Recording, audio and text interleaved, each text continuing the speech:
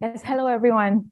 My name is Edem, and today I'll be sharing with you a journey of my work so far, which will be targeting the opioid epidemic, specifically developing an agent to reverse opioid overdose. So opioid analgesics are painkillers, right? They have been the primary mode for treatment of pain, and as a result, opioid overdose tends to be rising as time goes on. So we can see here, I don't think it's a pointer, but every day, over 130 people, they die from opioid overdose. And annually, that number is over 48,000. Now, in the 48,000, we have over 33,000 dying as a result of synthetic opioids. Those are the opioids that are synthesized in the lab. They are not the naturally occurring one like morphine. Now, opioids are substances or drugs that tend to interact with receptors in our bodies. Now, these receptors in our bodies, they are protein in nature. So the drug has to interact with the receptor to form a complex to elicit a response. So on the top right, we see morphine, which is a naturally occurring opioid, and we see fentanyl, which is the one that has been synthesized in the lab. Now for the opioid receptor signaling, let's assume I'm experiencing pain. It could be in my head or in my leg. I go to the hospital, I'm prescribed an opioid. The moment I take the opioid, it goes into systemic circulation and interacts with the receptor. Now in here, we see the drug interacting with the receptor. Now notice that the drug has a particular conformation and the receptor equally has a particular conformation. So they interact to form the complex and eventually give the physiological effect, that is the pain relief we all experience when we take a drug. Now, currently there are drugs available on the market to treat opioid overdose. Now those drugs, since they tend to block the effect of opioids, they are called antagonists because they antagonize the opioids, which are agonists. And the current drugs available on the market are naloxone, morphine, and naltrexone. Now, these drugs, they have the potential to reverse opioid overdose, but they have certain limitations, like they have a short duration of action, in that we have active components in every drug. They break down easily over time. They have a weak potency, in that usually need higher amounts or higher doses of the drug to see an effect. And clearly, we don't want to see that in a drug. We need a drug with a superior binding profile. So then buprenorphine comes here into play. Now, buprenorphine is a drug that is used in veterinary medicine to reverse the effects of very potent opioid analgesics like carfentanil and atropine. Now, studies in mice have also shown that buprenorphine is actually able to reverse respiratory-induced depression of fentanyl in mice. And studies have also shown that buprenorphine is also able to reverse opioid overdose.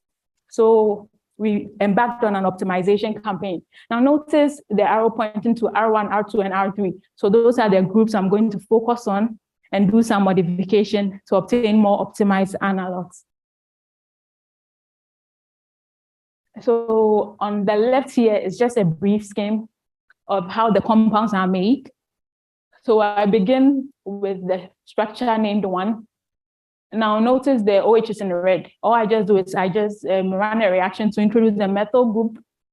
And after I introduce the methyl group to obtain 2, what I do is I do a methylation and I do an elimination to obtain 3. Then I do further modification. That's another elimination to obtain 4. Further reaction, specifically those other reaction to incorporate an alkene in the middle of 5. And we see the introduction of a different moiety called a sulfone. Then eventually we do a demethylation to obtain 18. Now, after all these compounds are made, the question is, what is the next step? Now, all living things have cells, and we know that cells have helped extensively in research. Cells help us identify the state of a disease. It also helps us identify how we can alter the state of a disease. So what is done next is we have a biologist in the lab who we give the compounds to. So we have the cells, and she introduces the compounds I make, which are antagonists, because they are supposed to antagonize opioids, which are agonists. She introduces the antagonists to the cells, and after 15 minutes, she introduces fentanyl. So what happens is my compound, which is an antagonist, and fentanyl, which is an agonist, are competing. My compound is supposed to inhibit the effect of the agonist, fentanyl. So we end up using different concentration, but we actually want to achieve a lower concentration for a maximal effect. So that results in the middle column you see at IC50. So now the lower the IC50, the more potent the compound is. Now notice in compounds 1, 2, and 3, the first 2 are the commercially available antagonists used to treat opioid overdose. And 3-diapinephrine is what I began with. Now, though I made a series of compound, the focus is 18 with a scheme on the side. Now, 18 has an IC50 of 1.7 compared to naloxone, naltrexone, and diapinephrine. You see 18 is way better. So then we can say that my compound is more potent than those currently available. So there are other series that are equally potent, like 21. The focus is on 18, sorry. So since the compound is potent, the next step is we want to do some animal models, because it's like a chain. You start with cell work, you go to in vivo studies, and you go up the chain. So what we actually did was to test the antinociceptive activity of fentanyl. So we have mice, and we put them on a hot plate. Now, for normal mice, when it's on a hot plate, it's supposed to jump off the plate when it gets hot, right? But when you give the mice fentanyl, over time, it's unable to feel pain. So we'll end up sitting on the hot plate for a long period of time. So what my drug is supposed to do is it's supposed to compete with fentanyl and antagonize it so that the mice will no longer feel the effects of fentanyl. So in that instance, the mice will start feeling pain and be able to get off the hot plate when it gets hot. So on the x-axis is the dose of my compound, and on the y-axis is the effect of the fentanyl. So you notice it starts from 100, and as it goes down with the introduction of my drug, the mice begins to feel the effect of pain because my drug is antagonizing fentanyl. So that's why you see it sloping down eventually.